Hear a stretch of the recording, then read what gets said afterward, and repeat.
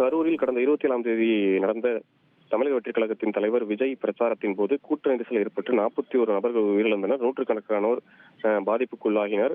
இது தொடர்பாக அந்த கட்சியின் மேற்கு மாவட்ட செயலாளர் மதியழகன் மற்றும் கட்சி நிர்வாகி பவுன்ராஜ் ஒருவர் என இரண்டு பேரும் கைது செய்யப்பட்டு தற்போது கரூர் குற்றவியல் நடுவர் நீதிமன்ற நீதிபதி பரத் அவர்கள் முன்னிலையில் ஆஜர்படுத்தப்பட்டுள்ளனர். விசாரணையானது தொடங்கியுள்ளது.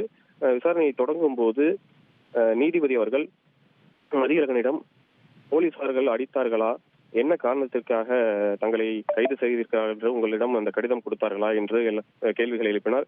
அந்த கேள்விகளுக்கு அவர் உரிய பதிலளித்த பிறகு மேலும் போலீசார் தங்கள் மீது எந்த ஒரு தாக்குதலும் நடத்தவில்லை என்று அவர் பதிலளித்தார். அதனைத் தொடர்ந்து வழக்கறிஞர்கள் இருவர்களும் வாதத்தை தொடங்கினர். குறிப்பாக தமிழக வெற்றிக் கழகத்தின் வழக்கறிஞர் அரசு என்பவரும் அரசு தரப்பில் தண்டபாணி என்பவரும் வாதங்களை முன்வைத்து வருகின்றனர்.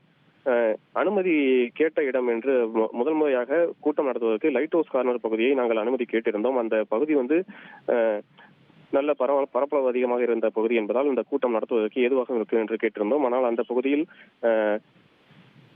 கூட்டம் நடத்துவதற்கு போதிய இடவசதி இருக்காது என்று காவல்துறை அதை மறுத்தது. அதன் காரணமாக இரண்டாவதாக அந்த வேலுச்சாமிபுரம் பகுதியில் அனுமதி கேட்கப்பட்டு அதுக்கு அனுமதி கொடுக்கப்பட்டது. அந்த நிலையில்தான் அந்த குற்றச்சாட்டை முன்வைத்துள்ளனர். இந்த கூட்டத்தில் ஏற்பட்ட அசம்பாவிதம் குறித்து அவர்கள் எதிர்கேள்வி எழுப்பிய போது 5000-10,000 நபர்கள் கூட்டம் எதிர்பார்த்த நிலையில் தானாக சேர்ந்த கூட்டம் என்பதால் அதிக அளவு கூட்டம் வந்தது என்று விஜய் தரப்பு தமிழக வெற்றிக் கழக வழக்கறிஞர்கள் வாதம் முன்வைத்தனர். மேலும் 1,20,000 சதுரடியில் அந்த பாதை உள்ளது. அதனால் அங்கு எந்த பிரச்சனையும் ஏற்படாது என்று போலீசார் தரப்பும் வாதங்களை முன்வைத்தனர். ஆனால் இவர்கள் தெரிவித்த 10,000 நபர்கள் வருவார்கள் என்று தமிழக வெற்றிக் கழக தரப்பில் சொல்லப்பட்ட நிலையில் 30,000 பேர் வந்ததால் இந்த அசம்பாவிதம் ஏற்பட்டுள்ளது.